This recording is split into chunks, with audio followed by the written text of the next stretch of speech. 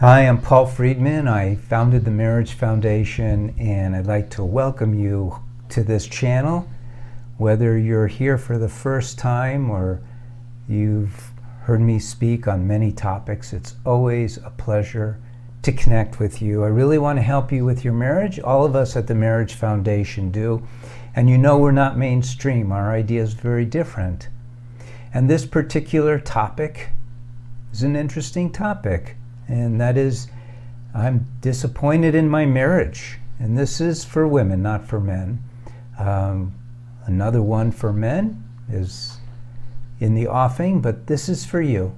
And we need to talk about what your expectations were when you got married. What do you mean you're disappointed? And this is something that doesn't just happen to people who have been married for 6 months to a year. It happens to people who are married 7, 8 years, who started having a family, and it happens to people who live with their marriage and they've been married 20, 25 years and they're saying, wow, is this it? Is this all there is? And it reminds me, my brother visited an aunt who was on her deathbed, and my brother told me this story because it really affected him. She turned to him and she said, this is it. This is all there is. And it's a very terrible thing to say, because it's basically saying my life has been a waste. And in your case, you don't want to say my marriage has been a waste. And life and marriage run on parallel tracks, because the destination for both should be the same. But we don't learn these things. No one discusses why you're alive, what you hope to achieve, why you get married, what you hope to achieve.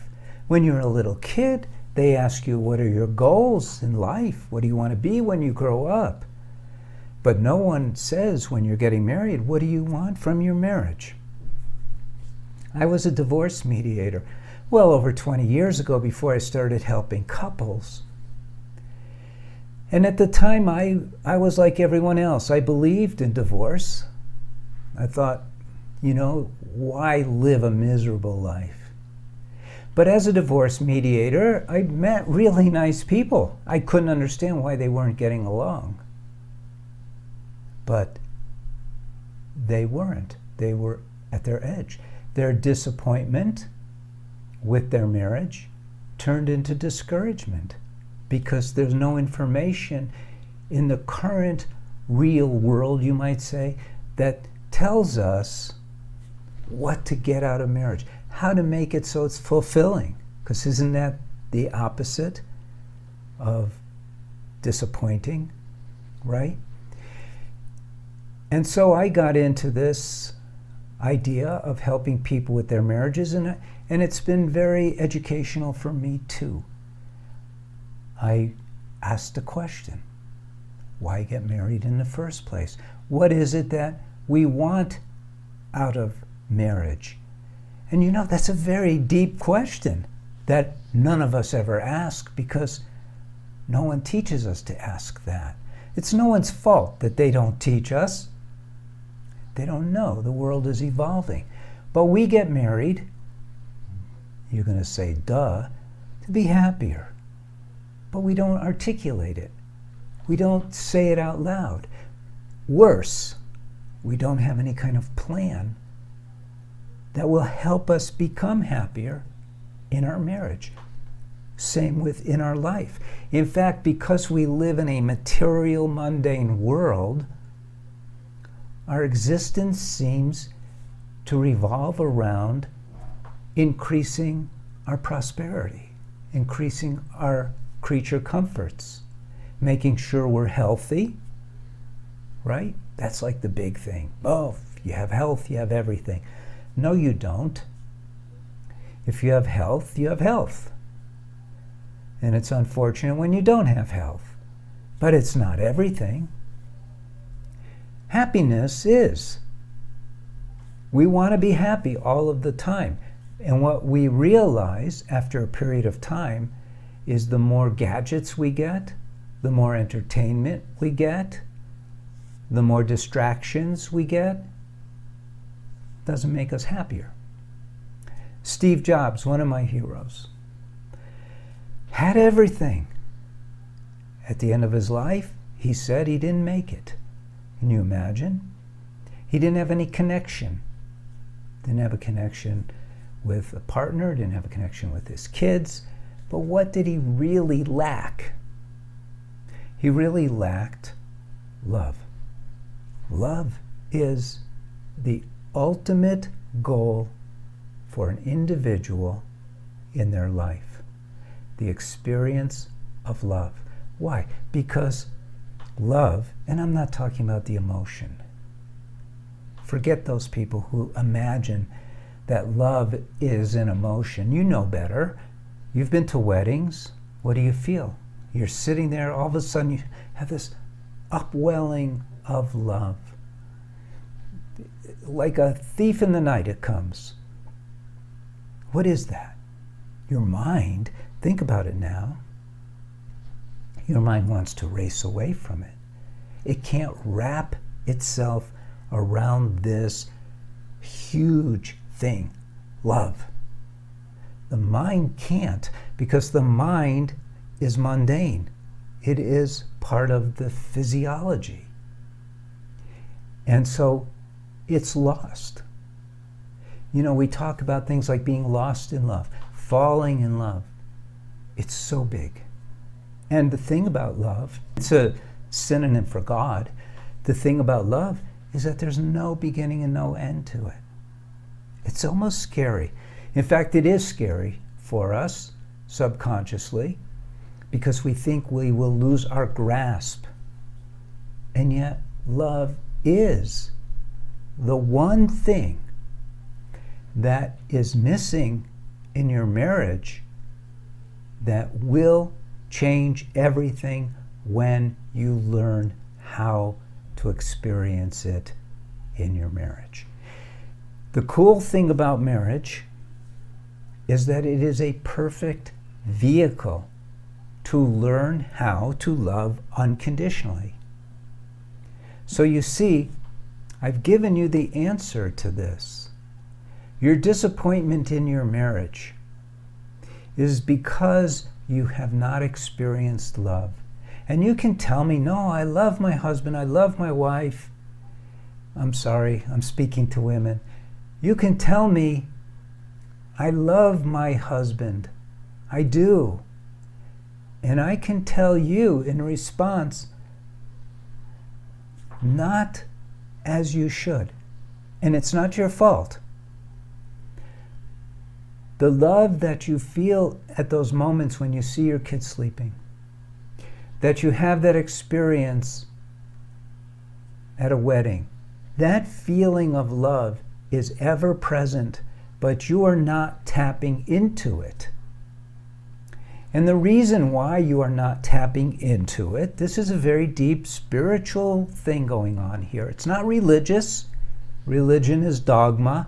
I don't do dogma, but it's spiritual. Love is spiritual. Look, you can't see, taste, touch, feel. You can't experience love with your physiological senses. Yet you know it's real. It's more tangible. You have to admit it. It's more tangible than anything else, period. And it's lofty. It's way above everything else. If you really think about it, and I'm not trying to challenge you into like playing a game here, but if you really think about it, you will take love over any material anything. Period. You will. Because love, once you've tasted it, and you have, is beyond sex, money. In fact, people tend to use drugs and drink alcohol because they're not feeling the love. We're not taught about this. or we would all be doing it. So now we've reached a point in our marriage and we're going, wow, I'm disappointed. Nothing's happening. This isn't working. My husband is like this, my husband's like that. See, your mind will blame outer conditions because the mind, it's almost like it's its own thing. The mind doesn't want to acknowledge love because it can't perceive love. The mind is not capable of perceiving love. But you are. You're not your mind, you're the soul. And the soul possesses a mind and is intended to control it, to master it. But no one teaches us that either. So this is why you're disappointed in your marriage. And that's why it doesn't matter how long you've been married. It dawns on us at some point. And then the mind wants to blame everything but what I've just talked about. Because it just doesn't know any better. The mind is not the soul. You're the soul. But what I'm saying to you definitely resonates. And if it doesn't, well, I'm sorry. But it's your mind who's fighting the idea. Love is everything. And it's not too late for you. Love isn't something that you have had to build and nurture over the years or months or whatever, decades. Love is omnipresent. It's there. It's one day someone went to a saint and said, "Oh, Saint so-and-so, please help me. I've been searching for God and I can't find him." Her, doesn't matter. And the saint laughed. And the searcher, the seeker, was taken aback. And the saint said, "You're like a fish in water looking for water." You know, love is already, it's you. It is the nature of your soul. It's there. You don't get love from your husband. Doesn't matter whether he's giving it to you or not. The love that you want to feel is unconditional love. It's within you. The reason why marriage is such a perfect venue, a perfect vehicle for this, is because we have to overcome the mind. We have to learn to master the mind so that the heart opens up. And it's okay to do that in your marriage. There's no danger. There's no risk. You could love your husband with everything you have.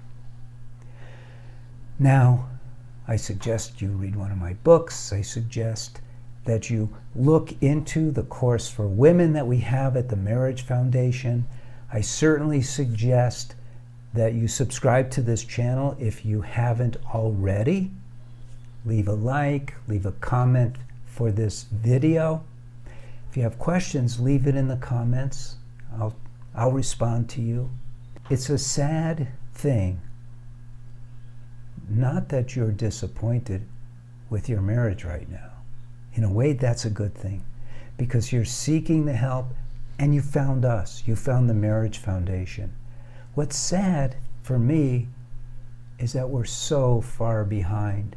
We are getting advanced technologically, but spiritually, we're so ignorant. And marriage is a very, very spiritual thing. And you're a spiritual being. So thank you for spending time with me, and I hope you do again. God bless, and take care.